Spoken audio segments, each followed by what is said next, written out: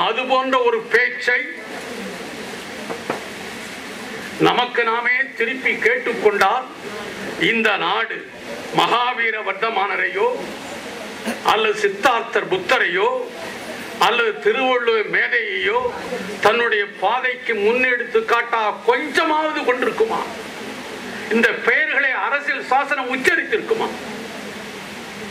நம்முடைய கேடுகள் அனைத்திற்கும் இதுதான் காரணம் என்று நான் உறுதியாக நம்புகிறேன், மிக உறுதியாக நம்புகிறேன். அந்த போதனைகள் பக்கம் நீங்கள் போனால் போதும், அந்த திசையிலிருந்து எதிர் திசைக்கு போய்விட்டோம். ஒரு சமுதாயத்தை அளக்கின்ற அளவுகோல் என்று நான் இன்றைய சமூக எளிய 3 உதாரணங்கள். அங்கே பூட்டுகள் எந்த அளவு பயன்படுத்தப்படுகின்றன, அந்த நாட்டில் உள்ள நகரங்களில், ஊர்களில் சாலைகள் எந்த அளவிற்கு ஒழுங்காக போக்குவரத்து அமைந்திருக்கிறது. 3வது, அந்த நாட்டில் பகலிலும் இரவிலும் பெண்கள் பாதுகாப்பாக நடமாட முடிகிறதா? இந்த 3ம் தான் மிக சில மணி நேரங்களில் அந்த நாட்டை பற்றியும் அந்த நாட்டு மக்களை பற்றியும் சமுதாயத்தை பற்றியும் அளக்கின்ற எளிய அளவுகோல்கள். உலகத்திலே அதிகமாக பூட்டை உற்பத்தி செய்கின்ற நாடும் உபயோகப்படுத்துகின்ற நாடும் இந்தியா தான்.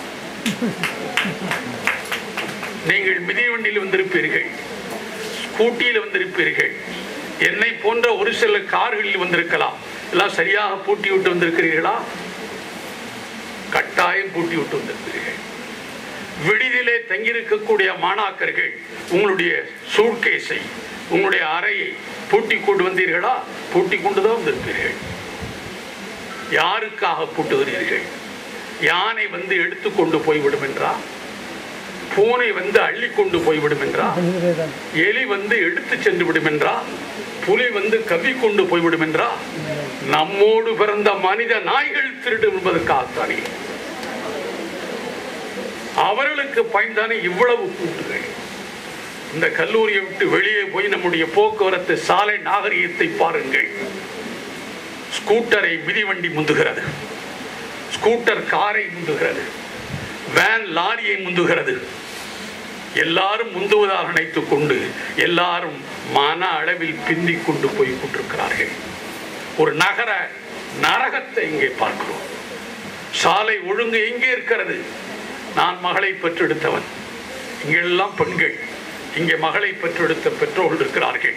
எங்களுடைய பெண் குழந்தைகளை காலையில் கல்லூரி அனுப்பிவிட்டு சற்று மாலை திருவிழா வைத்திருப்பதற்காக வேண்டி ஒரு கல்லூரி கொண்டாட்ட வைத்து 8 மணி வரை பொறுத்திருக்க முடிகிறதா எங்களால்?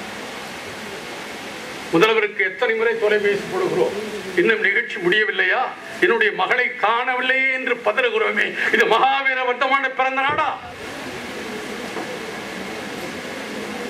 சித்தார்த்தர் பிறந்த நாடா? அவர்கள் பெயரில் எழுதப்பட்ட இலக்கியங்களை அடுக்கடுக்காக வைத்திருக்கிற நாடா? கன்ஃபியூசியஸை கொண்டாடக்கூடிய லிங்பான்லியை பார்க்க முடிகிறது.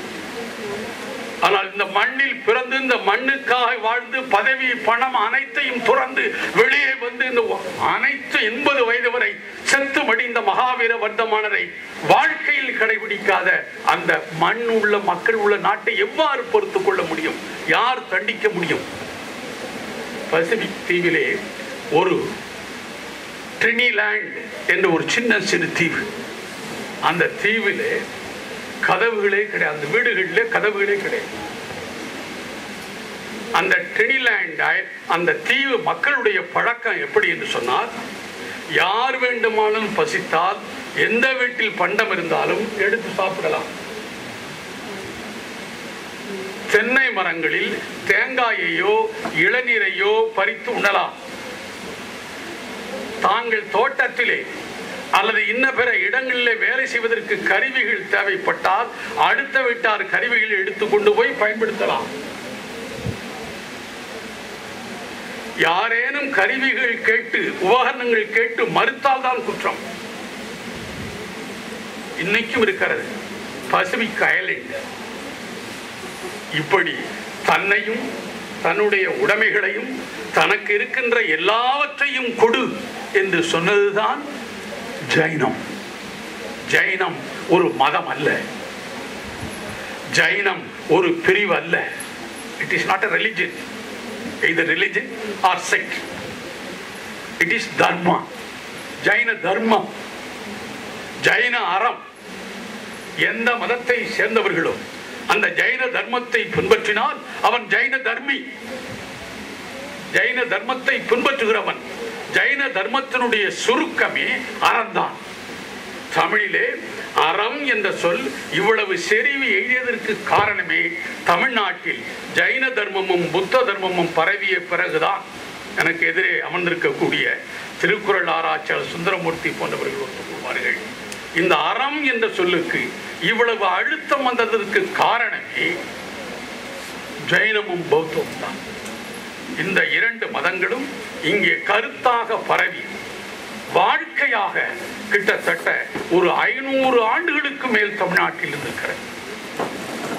காந்தியினுடைய வரலாற்றை பற்றி சோவியத் யூனியன் ஒரு நூல் இருக்கிறது.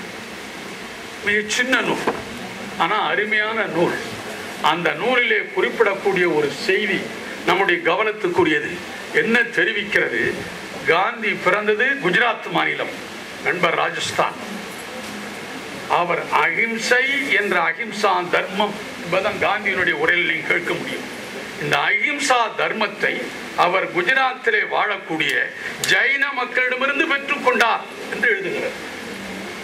சோவியத் ஒன்றியம் எழுதிய காந்தியை பற்றிய விமர்சன நூலில் அஹிம்சா தர்மம் என்ற அந்த கருத்தை அவர் வாங்கி கொண்டது ஜைனத்தில் இருந்தான் என்று தெரிவிக்கிறது. ஜைனம் வருவதற்கு முன்பு, இந்தியாவிற்கு வருவதற்கு முன்பு சரி, அல்ல மகாவீரர் பிறப்பதற்கு முன்பு, மகாவீரர் யாராக இருந்தார் என்பது உங்களுக்கு தெரியும், உங்களுக்கு தெரிய வேண்டும். பதவியையும் அதிகாரத்தையும் பணத்தையும் நோக்கி அலைந்து கொண்டிருக்கிற நமக்கு தெரிய வேண்டும். நம்மை அலைய வைக்கக்கூடிய இந்த சமுதாயத்திற்கு தெரிய வேண்டும், இவை பெரிய அல்ல, பதவி பெரியது அல்ல, அதிகாரம் பெரியது அல்ல, பணம் பெரியது அல்ல என்று ராஜ பதவியை விட்டு விட்டு தெருவுக்கு வந்தார். இருக்கின்ற உடைகளை எல்லாம் தூக்கி எறிந்து விட்டு வாழ்ந்தார். தன்னை எவன் ஒருவன் தன்னை இழக்கிறானோ, தன்னை முற்றும் இழக்கிறானோ, அவன் எல்லாவற்றையும் அடைகிறான். மகாவீரர் தன்னை இழந்தது மூலம், தனக்கு இருந்த பதவி மகத்துவம் அனைத்தையும் இழந்தது மூலம் இந்த மக்கள் என்ற பெருமக்கள் அனைவரையும் தன்னுடைய பின்பற்றுவோராக அவர் பெற்றார். அவர் சமயத்தை தோற்றுவிக்கவில்லை, அவர் உருவாக்கவில்லை. அவருக்கு பின்வந்தோ அந்த தர்மத்தை கடைபிடித்ததால் இந்த நாட்டில் ஜைனம் வந்தது. அவர் வருவதற்கு முன்பு நம்ம இலக்கியத்திலே, இலக்கியத்தை சாத்தி போட்டிருப்பதனாலே கண்ணையை பார்த்து சோமகுண்டம் சூரியகுண்டம் என்று காவிரி பூம்பட்டணத்தில் 2 கோயில் இருக்கிறது, அங்கே போய் வருவோம் என்று ஒரு தோழி அழைக்கிறாள். அப்ப கண்ணகி சோமகுண்டம் சூரியகுண்டம் என்ற 2 இட வழிபாட்டு தலங்களுக்கு வரமாட்டேன் என்று மறுக்கிறாள்.